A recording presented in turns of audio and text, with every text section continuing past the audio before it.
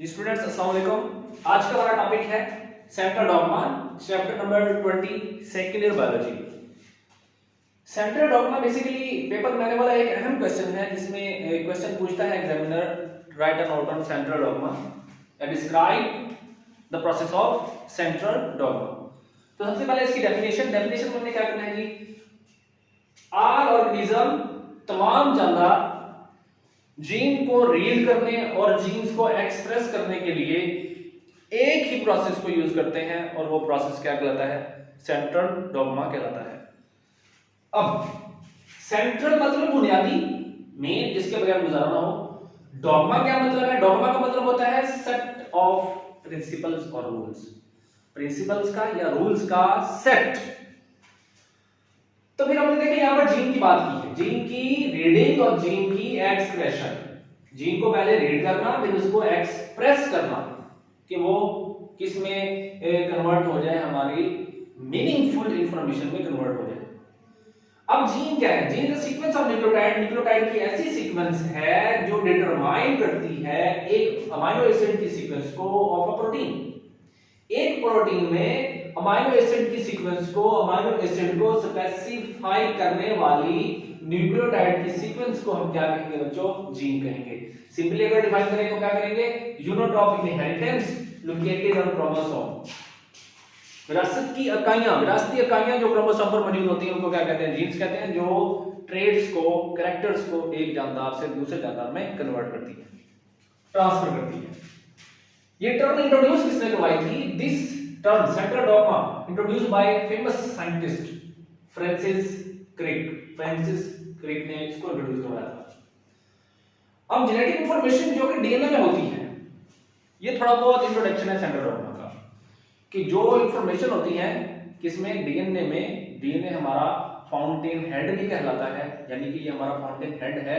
जैसे एक फव्वारे से पानी गिर रहा होता है चारों तरफ, इसी तरह हमारे डीएनए ने भी चारों तरफ से हमारी बॉडी को कंट्रोल किया हुआ है, हमारे सेल्स को कंट्रोल किया हुआ है। क्योंकि हम डीएनए कहते हैं कि न्यूक्लियस में होता है, न्यूक्लियस हमारे सेल का हेड होता है, याद रखिए।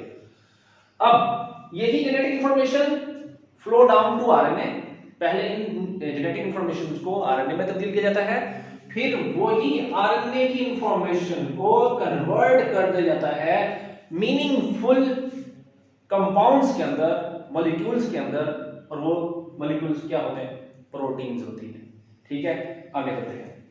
Steps of central dogma. Central dogma के दो स्टेप हैं बच्चों, याद रखिएगा। मेन स्टेप है, आसान से स्टेप है। पहला स्टेप है ट्रांसक्रिप्शन, दूसरा स्टेप है ट्रांसलेशन। ट्रांसक्रिप्शन क्या है? ट्रांसक्रिप्शन में हम कहते हैं synthesis of RNA from DNA. DNA से आरएनए का बनना ट्रांसक्रिप्शन कहलाता है। mRNA copy of gene is produced. DNA से मैसेंजर आरएनए की एक खास कॉपी बनती है, ठीक है, और उस कॉपी का साइज स्पेसिफाइड होता है। हर बार बनने वाले मैसेंजर आरएनए की कॉपी का साइज स्पेसिफाइड होता है। हर एमआरएनए बनने वाला सेम नहीं होता।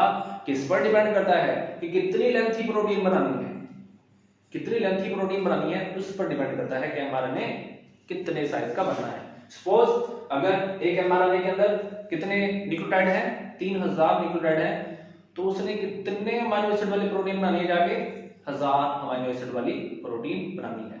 तो इसी हिसाब से लेंथ मैटर करती है। तो फिर ये ट्रांसक्रिप्शन इनिशिएटेड स्टार्ट कहां से होती है? किससे होती है? एक एंजाइम है जो इस ट्रांसक्रिप्शन को स्टार्ट करवाता है। वो एंजाइम कौन सा है? RNA polymerase. RNA polymerase. अब डीएनए के एक स्टैंड पर, डीएनए के दो स्टैंड होते हैं, जैसे अगर हम ऐसे बनाएं, ये दो स्टैंड है डीएनए के, ठीक है। सपोज करें ये पहले अनवाइंड होगा, डीएनए पहले अनवाइंड होता है, इसके दो स्टैंड ज्यादा हो जाते हैं। एक स्टैंड के ऊपर फिर ये एंजाइम अटैच होता है। कौन सा एंजाइम? RNA polymerase. ये अटैच हो गया आरएनए पॉलीमरेज। अब ये इस पूरे लेंथ पर ऐसे मूव करता जाएगा और आरएनए की कॉपी बनाता जाएगा। लेकिन इसने बाइंड कहां पर होना है? आरएनए पॉलीमरेज को कौन बताएगा कि यहां पे आके जुड़ना है? वो बताएगा एक पार्टिकुलर बाइंडिंग साइट, जिसे कहते हैं प्रमोटर। पार्टिकुलर बाइंडिंग साइट आएगी, इसे कहते हैं प्रमोटर, और और वो प्रमोटर वो जगह होगी यहाँ पर आके पॉलीमरेज जुड़ेगा और ट्रांसक्रिप्शन को स्टार्ट करवा देगा और डीएनए के स्ट्रैंड के अलोंग मूव करता जाएगा और जब तक स्टॉप सिग्नल्स नहीं आ जाते दूसरे एंड पर तब तक आरएनए पॉलीमरेज नहीं रुकेगा। तो फिर क्या होगा, stop signal from the other end of the gene disengage the enzyme from DNA strand. जब स्टॉप सिग्नल आते हैं तो आरएनए पॉलीमरेज डिसएंगेज हो जाता है। डिसएंगेज मतलब अलग हो जाता है डीएनए के स्ट्रैंड से और ट्रांसक्रिप्शन रुक जाती है, यानी कि स्पेसिफिक लेंथ वाला एमआरएनए बन जाता है। तो फिर न्यूली फॉर्म स्ट्रैंड जो होता है या जो ट्रांसक्रिप्ट होता है वो कंप्लीमेंट्री होता है, यानी अपोजिट होता है। ठीक है, अगर डीएनए की बेस एडेनिन थी तो आरएनए के अंदर कौन सी उसकी कंप्लीमेंट्री आएगी, यूरासिल। ठीक है, यहां पे मैं बना के दिखाता हूं। अगर डीएनए की सपोज करें यहां पर बेस थी एडेनिन तो इसके ऊपर बनने वाले आरएनए के अंदर क्या आएगी, यूरासिल। ठीक है, अगर डीएनए की यहां पर थी साइटोसिन तो ये ऊपर आरएनए में कौन सी आएगी, ग्वानिन। इसी तरह सो ऑन चलते चलते ये स्टैंड बनते रहते हैं। तो ये हो गया पहला स्टेप। ये छोटा सा इंट्रोडक्शन है ट्रांसक्रिप्शन का। Transcription itself is a lengthy process. ठीक है, वो एक लेदर क्वेश्चन है, उसको हम इंशाल्लाह नेक्स्ट लेक्चर में बयान करेंगे। ट्रांसक्रिप्शन क्या होती है, कहां से स्टार्ट होती है, वगैरह वगैरह सब कुछ इंशाल्लाह नेक्स्ट लेक्चर में बयान होगा। अब ट्रांसलेशन, दूसरा स्टेप सेंट्रल डॉग्मा का, ये क्या कहता है, transfer of information from RNA to protein. RNA से इंफॉर्मेशन का प्रोटीन में कन्वर्ट हो जाना क्या कहलाता है, ट्रांसलेशन कहलाता है। कब होती है, जब इंफॉर्मेशन जो होती है मैसेंजर आरएनए में उनको इस्तेमाल कर लिया जाता है क्या करने के लिए, सिंथेसिस ऑफ पॉलीपेप्टाइड सिंथेसिस करने के लिए।